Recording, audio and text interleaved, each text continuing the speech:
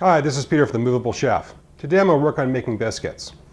Now there are some great biscuit makers in the South, people who have made biscuits every day of their life, and they can do things with flour and fat and a little bit of liquid that are just amazing. Angel light, perfectly browned.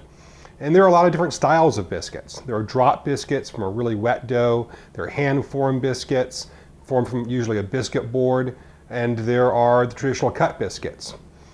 Now, my goal here today is not to try and shine brighter than any of these great Southern cooks. It's rather to show you that making biscuits can be really simple. And you can make fresh homemade biscuits in about the same length of time it takes you to open that can of sort of self-exploding biscuit dough and pop them in the oven. So, the kind of biscuits I most crave are cut biscuits that have been slightly kneaded. They form a couple layers or a few layers and they're a little bit flaky, and that's what I'm going to show you how to make. So at The Movable Chef, we write a lot about cooking when traveling and tools and techniques that make that easier. One reason why I think biscuits are appropriate for this is because they only have 3 ingredients. The first is a self-rising flour. And this is white lily. It is a sort of southern style, soft wheat, lower protein, self-rising flour, which is what helps give you those tender, soft, airy biscuits. It's got a stick of butter. It's got a cup of buttermilk to 2 cups of flour. So it's even a simple recipe to remember. 2 cups, 1 cup, 1 stick. Now, I'd struggled with biscuits for a while, and one of the tricks I picked up from a Natalie Dupre book is to cut the butter in 2 different size pieces. It's 1 stick of butter, cut that stick in half. So take 1/2 stick of butter, and you want 1/4 inch size pieces. Since a stick of butter is roughly 1 inch across, that means you're going to need to make about 3 cuts across the width of the butter, flip those sideways, make 3 cuts across each of those slabs, and then cut each side lengthwise into a 1/4 inch chop. And that gives you a cubed 1/4 inch piece of butter. Now for the 1/2 inch pieces, the other half of the stick, cut that stick in half, cut the halves in half lengthwise, and then cut them into 1/2 inch pieces lengthwise, and that'll give you a 1/2 inch piece.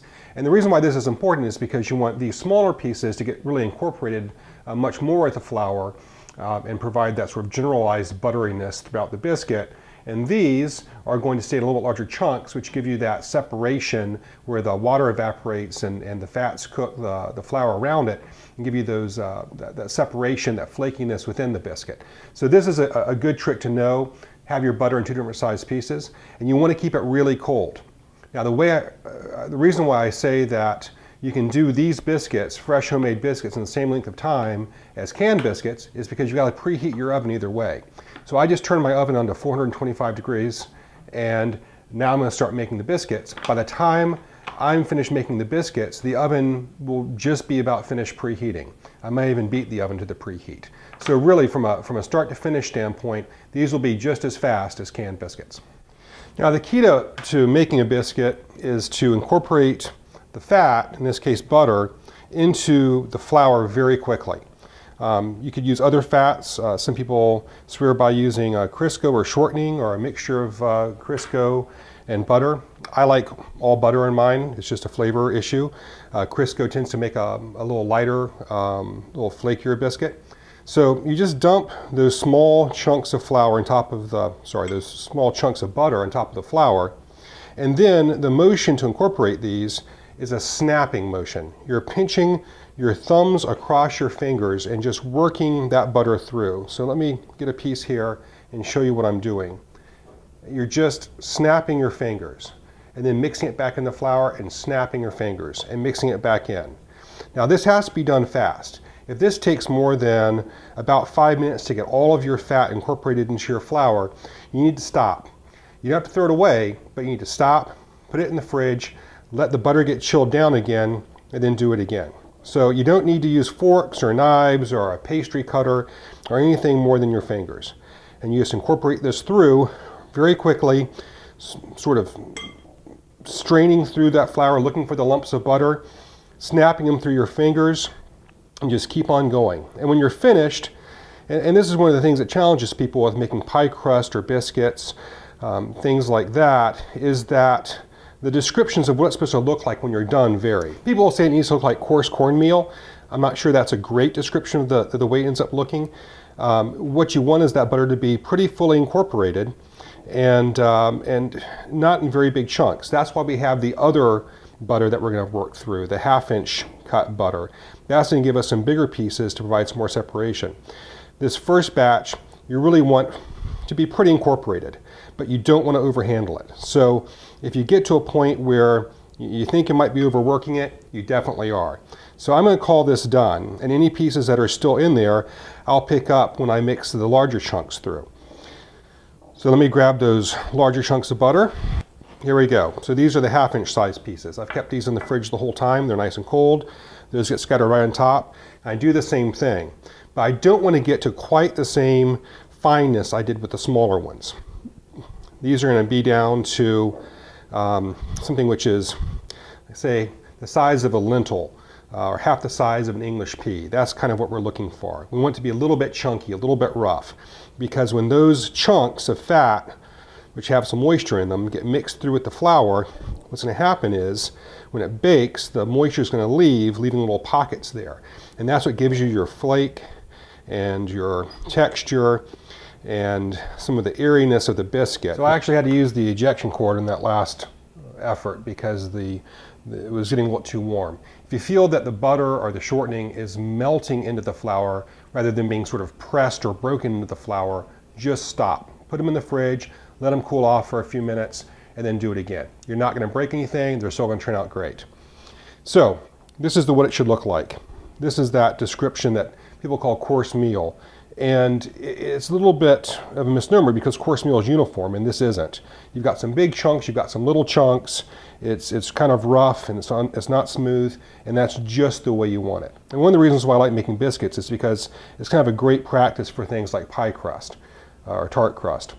So I've got here a cup of buttermilk. We don't have to use buttermilk. We could totally use regular milk in this. But I like the flavor of buttermilk in biscuits. If you don't feel like buying buttermilk just to make a bowl of biscuits, I often use regular milk. They turn out great. You dump the cup of buttermilk into a well in the flour and butter mixture, and then just quickly draw that together. You want sort of a loose, just barely brought together dough. It should just start to come away from the sides of the bowl and incorporate all that flour. This might actually be even a little bit too wet. And this is one of the things that frustrates people in making pie crust or biscuits, is that it's hard to give exact ingredients sometimes because, you know, when you're using flour by volume rather than weight, different brands of flour, they're all going to have slightly different properties. So I just added maybe a tablespoon, a little less than a tablespoon more flour in, add just a little bit more in. You don't want to get this too tough though. Overworking it's going to make it tough. And sort of getting it too dry is not a good thing either. So this is still really loose.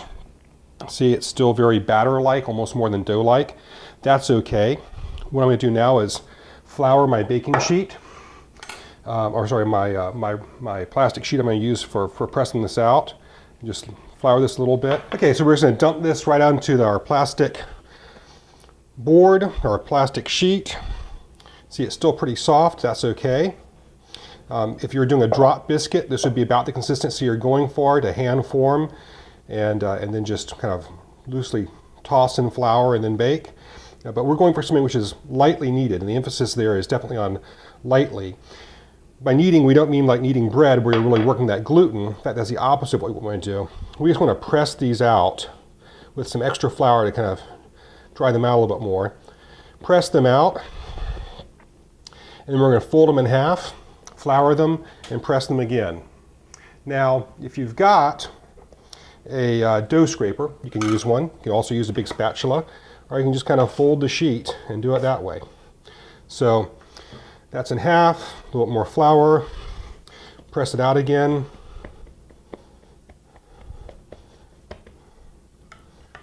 Fold it in half, going the other direction, a little bit of flour, press it out again.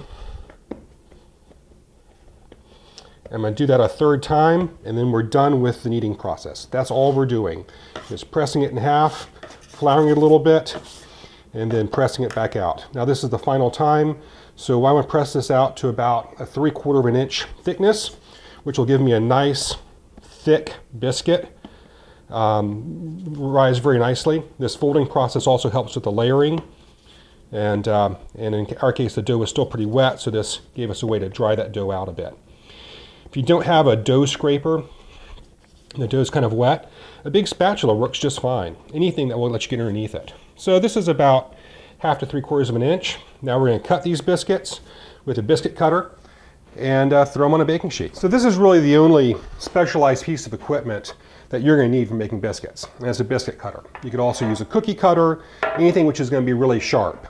The key is it has to be sharp. If it's dull, it's going to seal those edges rather than cut the edges, and your biscuits won't rise as much. So we floured this first. Let's get a little flour on the edges of the biscuit cutter, just using some of this waste flour. And then we just cut out a nice round biscuit, and we just repeat until we've gone all the way through our dough. Now, the waste dough, or the extra dough, you can certainly group together and press back out and make more biscuits with it. They might be a little bit tougher, they might not rise quite as much, but they're going to be really good. Now, I just throw these onto an ungreased cookie sheet. It's one I've used a lot, so it's got a little bit of a, I hate to call it a season to it, but pretty close. If they don't want to come up, just use a spatula or your scraper and scoop them up. That one might not rise quite as much, but it'll be close. And throw these on a pan. And you just continue until all your dough's used up. All right, so I said we could make fresh homemade biscuits in about the same length of time it took to do canned biscuits. My oven just finished preheating about a minute ago. So if I were baking frozen biscuits or canned biscuits, I would still just be getting started. And here I have homemade biscuits. I know some of these look a little bit rough, but I guarantee they're going to rise up, brown, and be beautiful when they come out of the oven. So these go into a 425-degree oven for 10 to 14 minutes until they're nicely risen and brown. About 6 minutes in, you're going to want to go in and turn the pan so they bake evenly on all sides. So let me throw these into the oven right now. All right, so these biscuits have just come out of the oven. I've put them on a plate just to let them cool down a tiny bit so I can handle them. You'll see they're nicely brown. They've risen a bit, not quite double. Like I said before, there are people that can get a 3-inch biscuit out of what I just did, but it sure was easy, and it was the same length of time as making them from a package. I split these open. You can see they're flaky, still steaming, very light, and just a little plate of some butter and a little bit of homemade peach jam here, and melt some butter across the inside and a little bit of jam. And that is just a fantastic breakfast right there. Let's try these real quick.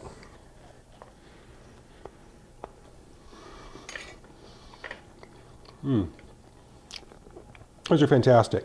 They're light, they're airy. You've got lots of little pockets from where the steam evaporated from the butter and left airspace. And they're really just a great biscuit. So this has been The Movable Chef. If you'd like to see the recipe for this, more information on making biscuits, please visit us at themovable chef.com. Thank you.